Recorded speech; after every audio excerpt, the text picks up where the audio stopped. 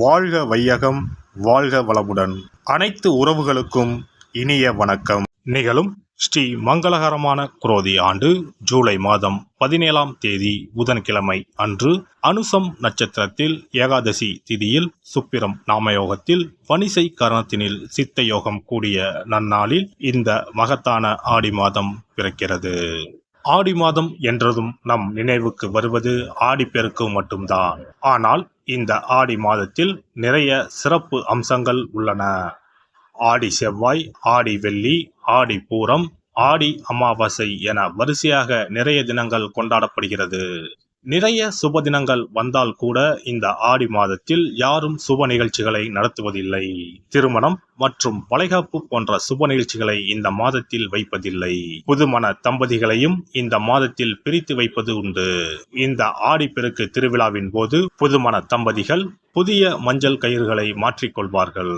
இந்து ஜோதிடத்தின்படி ஆடி மாதம் ஒரு அசுபமான மாதமாக பார்க்கப்படுகிறது.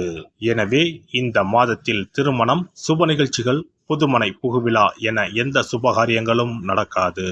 இந்த ஆடி மாதத்தை ஒரு சூனிய மாதம் என்றும் கூறுவார்கள். ஆடி மாதத்தை ஒரு சூனிய மாதமாக பார்த்தாலும் இந்த மாதத்தில் ஏராளமான பூஜை மற்றும் விரதம் மேற்கொள்ளப்படுகிறது. இந்த மாதத்தில்தான் சக்தி தேவிகளையும் பைரவர், வாராகி, நரசிம்மர், மகிஷாசுர மர்த்தினி, துர்க்கை அம்மன் போன்றோர்களை பக்தர்கள் மறக்காமல் வழிபடுகின்றனர். எனவே ஆடி மாதத்தில் நிறைய சிறப்பம்சங்களும் இருக்கத்தான் செய்கின்றன. ஆடி மாத கிரகநிலை என எடுத்துக்கொண்டால் ரிஷபத்தில் குருவும் செவ்வாயும், கடகத்தில் புதன், சுக்கிரன், சூரியனும், கன்னியில் கேது பகவானும், கும்பத்தில் சனியும், மீனத்தில் ராகு பகவானும் உள்ளனர். இம்மாத கிரக பெயர்ச்சி என பார்த்தால் ஆடி மாதம் 3ஆம் தேதி புதன் பகவானும் 15ஆம் தேதி சுக்கிர பகவானும் இடப்பெயர்ச்சி ஆகின்றனர். அதைத் தொடர்ந்து 20ஆம் தேதி புதன் பகவான் வக்கிரம் அடைகிறார். ஆக புதனும் சனியும் இம்மாதம் வக்கரத்தில் சஞ்சாரம் செய்கின்றனர். இந்த கிரக அமைப்பினால் உங்கள் வாழ்வில் உண்டாகும் சுப மற்றும் அசுப பலன்கள் என்ன என்பதனை பற்றி காண்போம். எந்த ஒரு காரியத்தை செய்தாலும் அதில் உள்ள லாப நஷ்டங்களை கணக்கிடும் குணமுடைய விருச்சிக ராசி அன்பர்களே, இந்த மாதம் வீண் வாக்குவாதங்கள் அகலும். மனதில் உற்சாகம் ஏற்படும். ஆனாலும் வீண் பகை உண்டாகலாம். நண்பர்களிடம் இருந்து பிரிய வேண்டி இருக்கும். கௌரவத்திற்கு பங்கம் ஏற்படாமல் கவனமாக செயல்படுவது நல்லது. குடும்பத்தில் ஏதாவது சிறு சிறு சண்டைகள் ஏற்படலாம். கணவன் மனைவி ஒருவருக்கொருவர் விட்டு கொடுத்து செல்வது நல்லது. பிள்ளைகள் பற்றிய கவலை உண்டாகும். சகோதரர்கள், தகப்பனாரிடம் வீண் வாக்குவாதங்கள் ஏற்படலாம். பெண்களை பொறுத்தவரை சமையல் செய்யும் போது கவனம் தேவை. எதிலும் எச்சரிக்கையுடன் நடந்து கொள்வது நல்லது. தொழில் வியாபாரத்தை பொறுத்தவரை தேவையற்ற இடர்பாடுகள் ஏற்படலாம். பார்ட்னர்களை அனுசரித்து செல்வது நன்மை தரும்.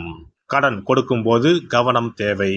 வாகனம் வாங்கும் யோகம் உண்டாகும். அடுத்தவர்களிடம் வாக்குவாதத்தை தவிர்ப்பது நன்மை தரும். நீண்ட தூரத்தில் இருந்து வரும் தகவல்கள் நல்லவையாக இருக்கும். எதிலும் நிதானம் தேவை. புதிய ஆர்டர்கள் கிடைப்பது தாமதப்படும்.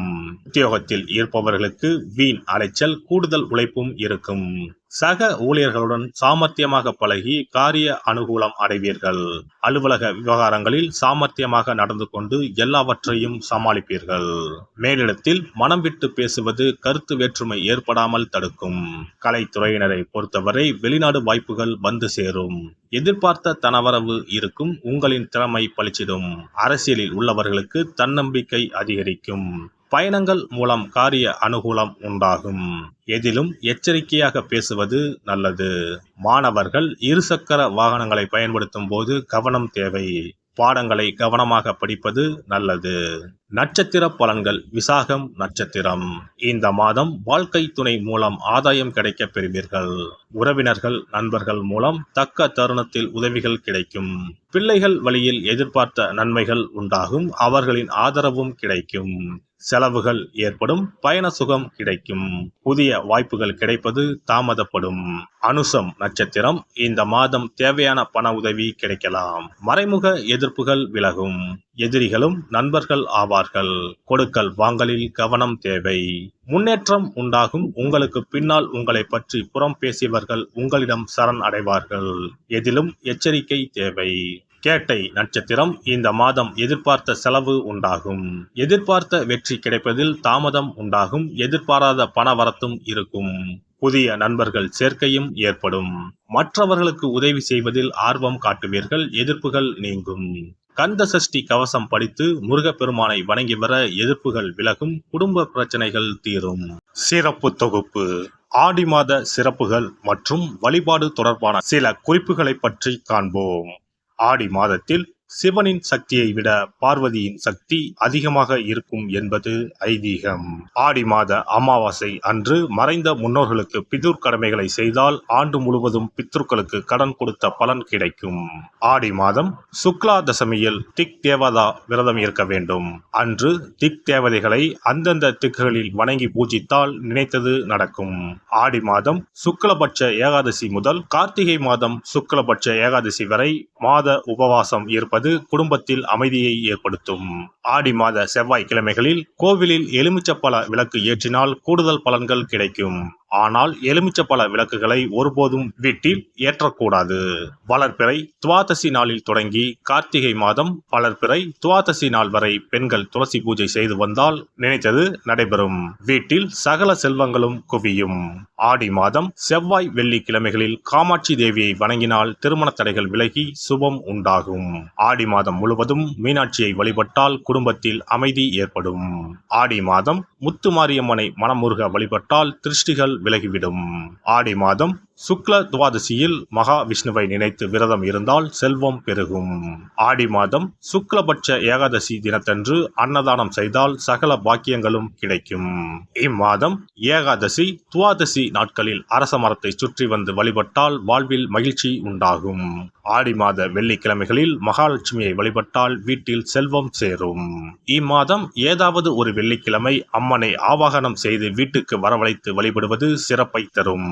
ஆடி மாதம் குத்து விளக்கை லட்சுமியாக பாவித்து அலங்கரித்து வழிபடுதல் வேண்டும். ஆடி மாதம் அம்மனுக்கு பால் பாயசம் சர்க்கரை பொங்கல் வைத்து வணங்குதல் வேண்டும்.